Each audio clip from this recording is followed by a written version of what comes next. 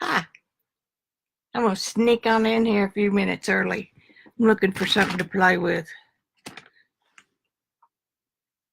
Good Lord, what a mess. The more I get clean, this will work.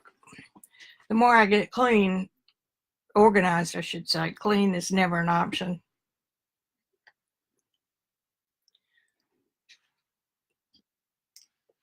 I'll get rid of all these.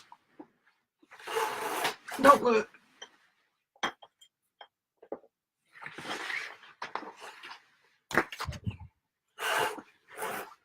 There. Now you see it, now you don't. 3:56, I am early. I'm going to wait a minute. I will say this, and the people on the replay will get it.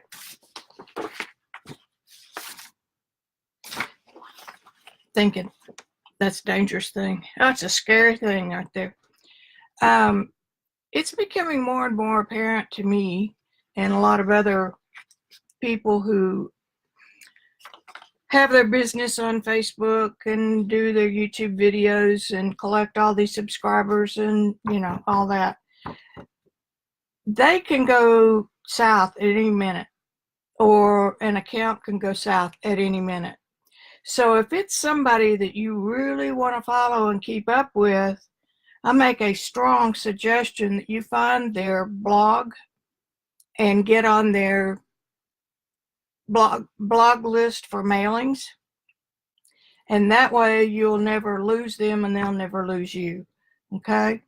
We just don't know what's going to happen.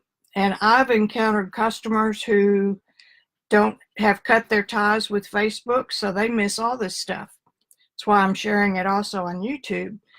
But if I could get them on my mailing list, I can always find them if something happens. We don't know what that might be. So mine is in the description box. It's easy. It's Axully.com. And that's spelled phonetic. It's AXULLY.com.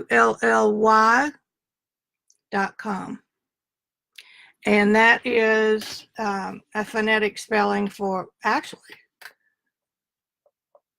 And I'm going to invite some. I don't want to have to go through that. Never mind. I'm not going to invite friends. I sent a little invitation, a little piece of artwork, and that will be good. I'm Vicki Ross, by the way. I'm early. I'm ready. Are you? Did y'all notice my new hairdo? The stuff, well, it's all real. The stuff on top is natural curly. If I don't run my fingers through it. If I run my fingers through it, it starts to look like a wish flower, you know, like a dandelion, where kind of like when you get baby's hair to stand up. That's what it looks like. And I like having the curly. It's no trouble. I just have to make sure I get it wet every morning. The problem is that after it reaches a certain length, it's the same all over. And I call it my Dana Carvey church lady look. So we either have to cut it real short or do what we're trying now, which is cut it real short around the sides and the back and leave this long. So we're going to see. All right. I'm going. If you're not here and you're not ready, I'm going. I'm Vicki Ross, and excuse me. I help people learn and grow as artists, filling their empty time with peace. That's what I do. Now, how I do that is with my YouTube lives, and I do it with a school that I have created. It's called the Ideal Art and Peace System. This is a different type online class in that it is not project-based. There are projects in it, but it's not just based on do this picture, do this flower, do it in watercolor, do it in oil. It is based on teaching you the fundamentals of art, and that includes color theory, it includes form, it includes shape. There's a list of things that it includes, and it also includes a full artist set kit that I curated that will give you all the supplies you need for the second half of the class, where I introduce you to the 4 most popular media, and that is watercolor, oil, soft pastel, and encaustic. And I guide you through it and get you off to a good start. And the reason I did this approach is because when I started 20 years ago, my God, that's how I have so many supplies to manage. I searched for 15 of those years trying to figure out not a formula per se, but what it was all about. And without knowing that, I had trouble moving my own art past a certain level. And what I've done is taken all the results of my 15 years of research and put them in this school. So please make sure you're on the mailing list. That's the only way I communicate about the school, except here, of course. But all the promotion and everything is over there, and you opt in if you want to receive those information nuggets. And if you don't opt in, you don't get them, but you will get my weekly blog. So I write this stuff too. Isn't that fun? All right. You are here. You are on the Facebook page for Vicki Ross Art.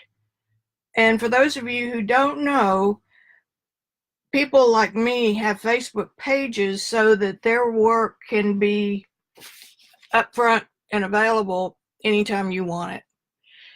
In other words, we don't depend on the timeline to get you something that we want you to see. The reason for that is because Facebook changes how they do things all the time.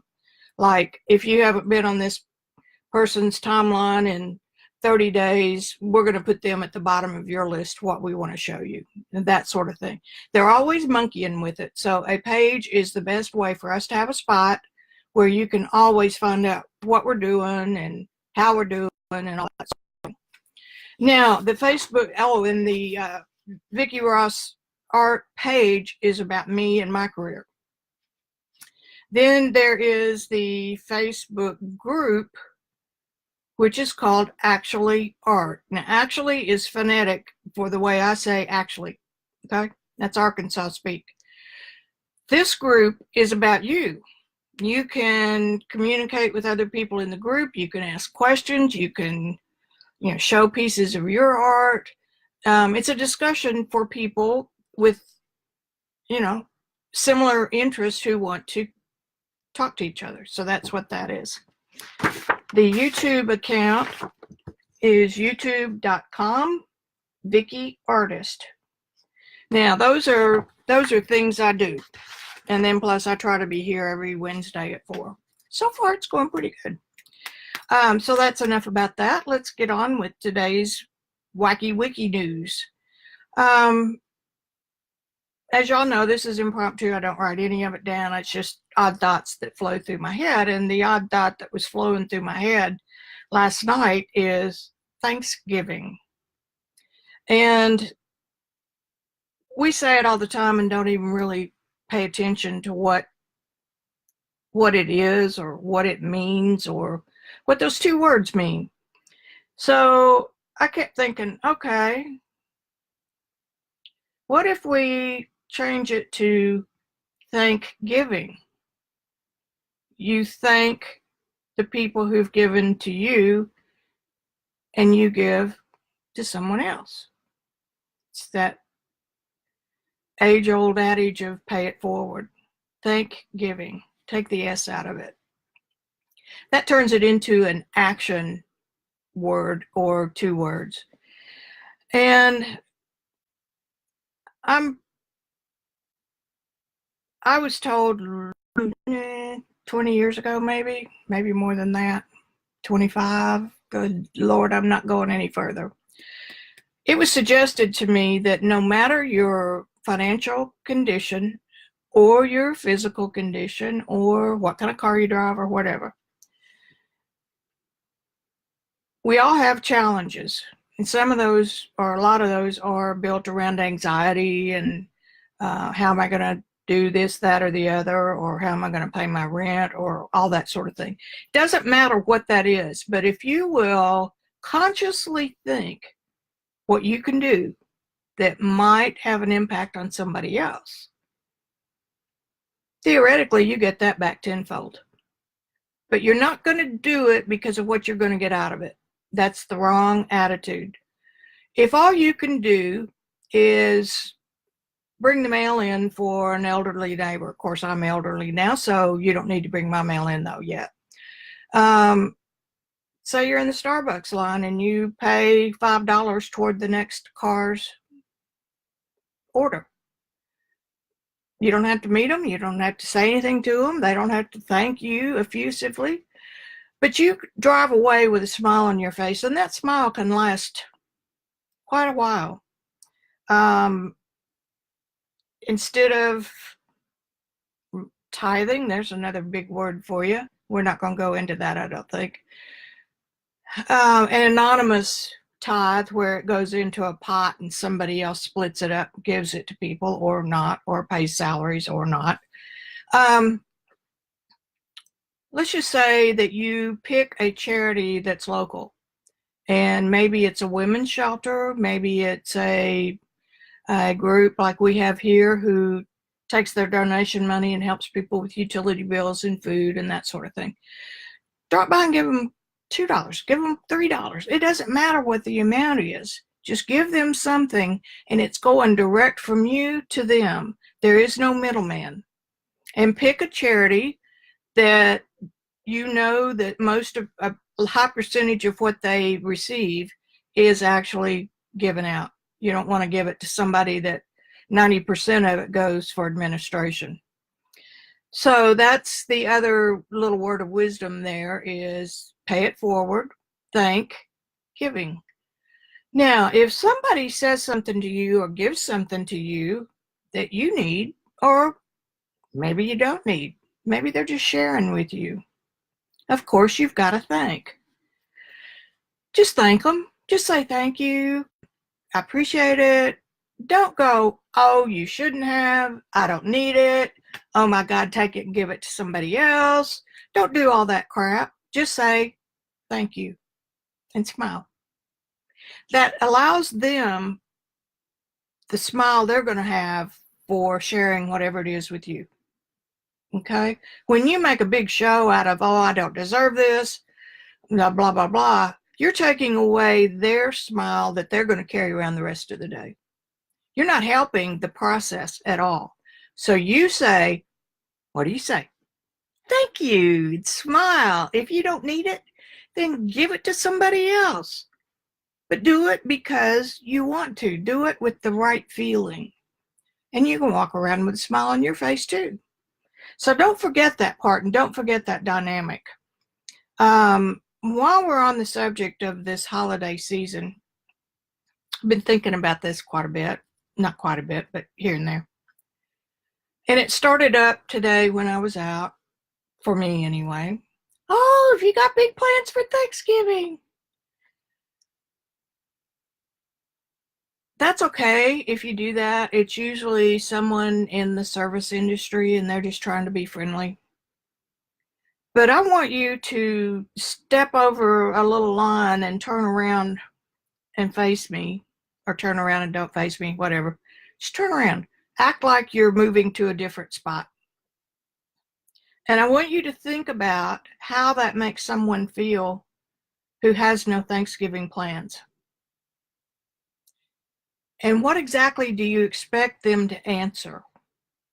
Oh, yeah, we've got the whole family coming over. It's a huge turkey. It's blah, blah, blah, and pies and da, da, da, da, da. Somebody who is more like you. Obviously, you have big plans for Thanksgiving. And so you expect that kind of a reply back. But what if you say that to somebody who doesn't have any plans, or for some reason or another isn't involved in any kind of a big group of friends that are like family? That kind of makes them feel bad. And there's a fine line there, and I'm not sure where it is, but it's a fine line between being cognizant of someone else's position and assuming that everybody is just like you. It gets really bad for me around Christmas. I'm not out in it very much. I stay home. Thank goodness for Randy, who loves to do errands.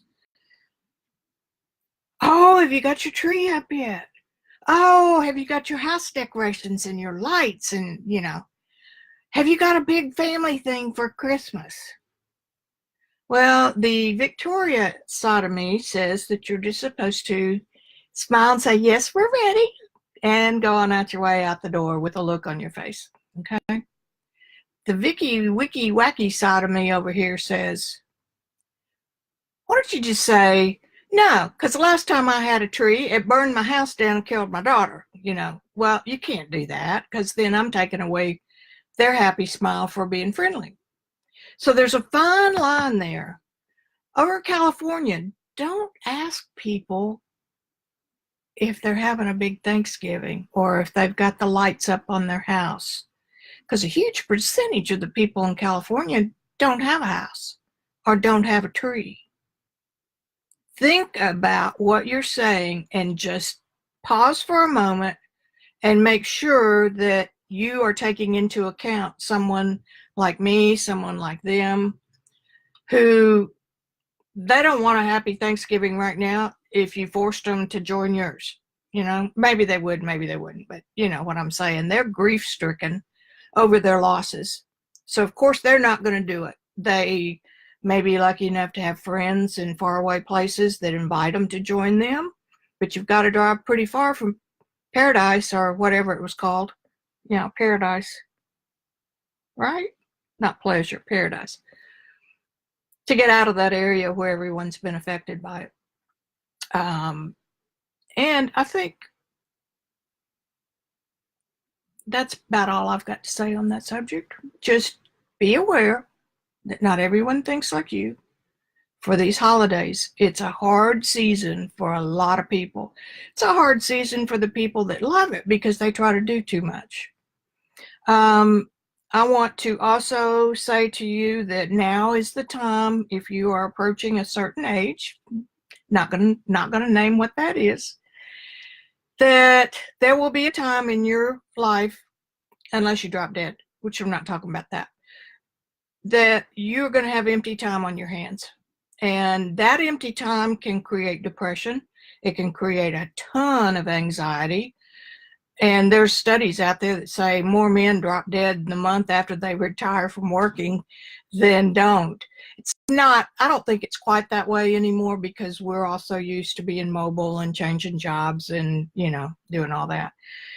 But if you start now to prepare for that time by picking up some kind of a creative hobby that you can do forever, one that makes you want to jump out of bed in the morning or one that makes you want to stay up half the night working on whatever it is that you're doing. It could be stained glass. It could be fixing motors in the car. It could be learning how to be a nail tech. It could be anything, but those are all creative functions. And if you start now, while you're still busy and you're still working and you're still doing the soccer mom thing and you're still traveling with your work and all that, pick something that's maybe portable. Because sooner or later, you're going to find yourself in that chair with TV on all day, and you're either overeating, over drinking, or sitting there just staring at it and not doing anything. We want to avoid that. And the reason is because we are a creative being. It is in our DNA. We've always been creative. We had to make the pots to cook in. We had to find the grass to weave the baskets with. Those are all creative functions, but they were a necessity then. The creative functions that we do today may or may not be essential to other people, but they are essential to you. It affects your mood. It gives you something to look forward to, introduces you to a whole new tribe of people. And you don't have to do it full time right now. Just try some things and see what you think you might want to do. And while you're still working and you've got maybe some extra money floating around, you can buy a few supplies every month. That's how I achieved this full room of supplies. I've got enough to last me and you several lifetimes. So plan ahead just a little bit. My creative function is art. I learned to paint, and I have found a tribe of people online who like me and I like them, and we chat with each other during live videos and we have a ball. And it's fun. It's fun for me. It's a little bit of social activity. And some of those friends, online friends, become real friends. I'm in an art group here called the Northwest Arkansas Creatives, and every one of them were met online. So you'd be surprised how fun it can be online. Okay, I'm going to leave you guys with have a happy turkey day. If you like turkey, we're going to have fried chicken with a couple of friends who love to cook. And then we're just going to see what the next few weeks bring us. I'm hoping it's a lot of big surprises. So this is Vicki. I am signing off on Thanksgiving. Okay, don't forget, Thanksgiving. You get something, you thank them for it, you give it to somebody else. It's just a cycle. And with that, I am over and out. Bye. See you later, alligator.